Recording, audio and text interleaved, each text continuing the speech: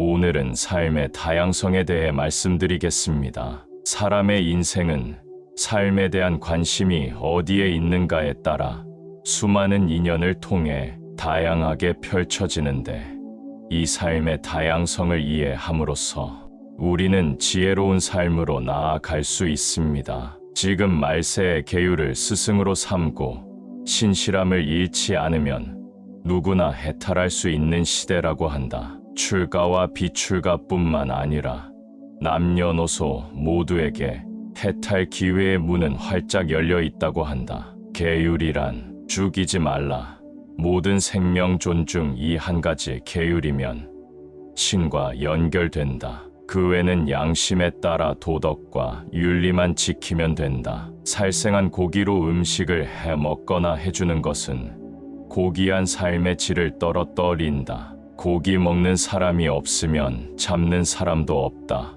동물들은 다 알고 있다. 고기 먹는 사람에게 짐승의 원한이 다 간다는 것을 사람들만 모른다. 아니, 알려고 하지 않는다. 고기 먹고 싶은 사람에게 동물을 직접 잡아 죽여서 요리해 먹으라고 한다면 인류의 대부분이 즉시 자비로운 음식 식탁으로 바뀔 것입니다. 피 튀기는 일은 누구나 싫어하며 살려고 발부둥치는 동물을 살해하는 것은 끔찍하고 잔인한 일이라는 것을 누구라도 알게 되니까요. 당신의 식탁에 오기까지 육식의 요리 과정이 첨부되어 있기만 해도 아마 육식을 맛있게 먹지 못할 것입니다. 사람에게는 생리적 욕구 중에서 가장 강력한 성욕과 수면욕, 그 다음이 식욕이다. 그런데 수행자가 되면 생리적 욕망들과 마주하게 되고, 고행은 고사하더라도 중생의 피와 살을 멀리하게 되며, 술과 담배는 말할 것도 없다. 담배와 술이 육체와 정신에 직접적으로 악영향을 끼쳐 삶을 파괴하는데도 국가와 가정에서도 이를 막지 못해 삶의 질이 떨어지고 있다. 담배가 건강을 해친다는 것을 담배 회사와 의학계가 인정하는 데는 많은 시간이 걸렸으며, 최근에서야 담배 포장에 건강 경고 메시지가 첨부되었습니다. 그런데도 여전히 담배 중독으로 끊지 못할 뿐만 아니라 아무 데서나 담배를 필 수가 없어 죄수처럼 특정한 공간을 찾아 들어갑니다. 밝은 세상이 오면 고기를 먹는 것이 쉽지는 않을 것입니다. 벌써 이미 개식용 금지법이라든지 젓갈 같은 썩은 냄새를 풍기는 음식은 피하고 있습니다. 태어난 모든 생명은 살고자 하며 죽기를 두려워합니다. 오랫동안 생명들을 방생하는 것보다 육식하는 습관을 방생하는 것이 더 큰 공덕이 됩니다. 담배가 건강을 해친다는 것을 알면서도 못 끊고, 술을 마시면 정신이 문제를 일으키는 것을 모두 알고도 운전대를 잡습니다. 이러한 어리석은 삶의 피해는 모두 고스란히 여러분과 가족 모두에게 돌아옵니다. 사람들의 삶이 좀 지혜롭고 행복했으면 좋겠습니다. 잠은 졸음이 밀려올 때 제일 맛있고, 밥은 허기가 밀려올 때 제일 맛있다. 그러므로 습관적으로 자지 말고 습관적으로 먹지 않으면 특히 어른들은 단잠과 공복감으로 건강하고 장수할 겁니다. 자, 그럼 오늘의 메인 이야기로 가보시죠. 진표율사님의 일대기를 다루어 보도록 하겠습니다. 진표율사의 망신참회, 보통 진표율사로 불리는데, 여기서 율사란 불교의 계율을 자세히 공부한 승려에게 붙이는 존칭이다. 어린 시절 냇가에서 개구리를 잡고 놀던 율사는 친구의 부름에 잡은 개구리를 놓고 갔는데 더 재미있는 일에 빠져 그만 잡은 개구리는 잊어버렸습니다. 그러다 다음에 어느 따스한 봄날에 냇가를 지나는데 개구리 울음소리가 나 다가가 보니 개구리들이 꼬챙이에 끼어 발부동 치는 것이 참혹하기 그지없었습니다. 가만히 생각해보니 작년에 자기가 잡아놓고는 잊어버린 개구리가 아직도 살아있었던 것이었습니다. 그 후 그는 삶과 죽음에 대한 생각이 머리를 떠나지 않아 겨우 12세의 어린 나이임에도 불구하고 출가하게 되었다. 12세에 출가하여 금산사 순재에게 삼위계법을, 스승님은 진표율사에게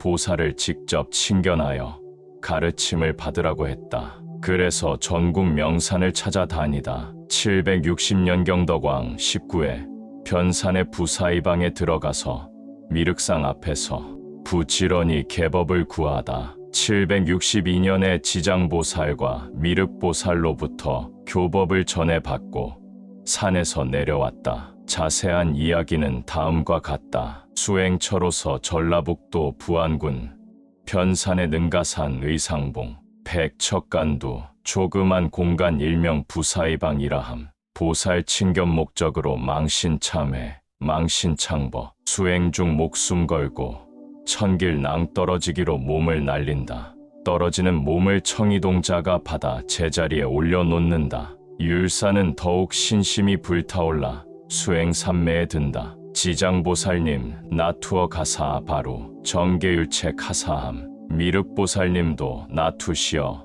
점찰업보경 간자팔자 구자 하사함. 하산하여 대연진에서 용왕으로부터 옥과 가사를 받았고 용왕의 권속들이 도와 금산사를 중창하였다. 이때부터 금산사에 머물면서 해마다 계단하고 교화를 폈다. 금산사를 떠나서는 속리산, 강릉, 금강산 등에서 중생을 교화하였다. 금산사 중창과 미륵보살상 조성을 끝마친 진표율사는 금산사를 나와 속리산으로 향하였다. 길에서 소가 끄는 수레에 탄 사람을 만났는데 그 소들이 율사를 향해 무릎을 꿇고 온다. 수레에 탄 사람이 내려와 다음과 같이 묻는다. 무슨 까닭으로 이 소들이 화상을 보고 울며 화상은 어디서 오는가? 진표율사는 이렇게 대답하였다. 나는 금산사에 사는 진표라는 승려다. 나는 일찍이 변산 부사이방에 들어가 미르, 지장 양성 앞에서 계법과 진짜 점대를 직접 전해받았다. 절을 지어 이를 머물러 두고 오래 수도할 곳을 찾으려고 왔다. 이 소들은 겉으로는 미련한 듯하나 속이 밝아서 내가 계법을 받은 것을 알고 법을 존중하기 위해 무릎 꿇고 울었다. 그 사람이 듣고 이렇게 말했다. 축생도 오히려 이와 같은 신심이 있는데 하물며 내가 사람이 되어서 어찌 무심할 수 있는가 하고 곧 손으로 낫을 집어 스스로 머리칼을 자른다. 진표율사는 자비심으로 다시 머리를 깎고 개를 주었다. 속리산 골짜기에 이르러 길상초가 나 있는 것을 발견하고 그곳을 표시해 두었다. 강릉에 도착하여 해변으로 서서히 나아가니 물고기와 거북자라 등이 바다에서 나와 율사 앞으로 오더니 몸을 대육지와 같이 하므로 율사는 밟고 바다로 들어가 계법을 읊고 되돌아 나왔다. 금강산에 들어가 발연사를 창건하고 7년간 머무르면서 점찰법회를 열었으며 흉년에 굶주린 사람들을 많이 구제하였다. 이 무렵 영심, 융종, 불타 등이 속리산으로부터 찾아와 계법을 구하자 그들에게 의발과 점찰선 악업보경 및 공양차제 비버 189개의 간자와 미륵의 2간자를 전하여 주면서 길상초가 난 곳을 찾아 절을 세우고 교법을 유포할 것을 부탁하였다. 속리산으로 돌아간 영심 등은 스승이 일러준 곳을 찾아 길상사를 세우고 점찰법회를 열어 진표의 법통을 계승하였다. 이들 외에도 보종, 신방, 채진, 진해, 진선, 석충 등의 뛰어난 제자들이 모두 산문의 개조가 되었다. 말년에 아버지를 모시고 발연사에서 함께 돌을 닦았다. 발연사 동쪽 큰 바위 위에 앉아 입적하였다. 제자들은 시체를 옮기지 않은 채 공양하다가 해골이 흩어져 떨어지자 흙을 덮어 무덤으로 삼았다고 한다. 이상 진표율사님에 대한 이야기였습니다. 세상에 알려진 유사한 수행법으로 연지라는 수행법이 있는데 가장 유명한 스님이 바로 불교 조계종의 일타 스님인 걸로 안다. 잠깐 뵙지만 손가락을 다 태우며 수행하신 듯했다. 얼마나 간절하고 절박했으면 생사를 다 태우며 수행할 수 있을까? 인도 고행수행으로는 한 발로 서서 수행하는 행법이 있는데 서 있는 발은 거의 나무 토막같이 기이하게 변한다고 하고, 또 한쪽 팔을 들고 수행하는 행법이 있는데 들고 있는 팔도 그렇게 된다고 한다. 고행수행자를 보면 법을 구하고자 하는 절박함의 몸부림이 묘한 자극과 충동을 일으키네요. 오늘은 여기까지만 하죠. 그럼 다음 시간까지 안녕히 계십시오.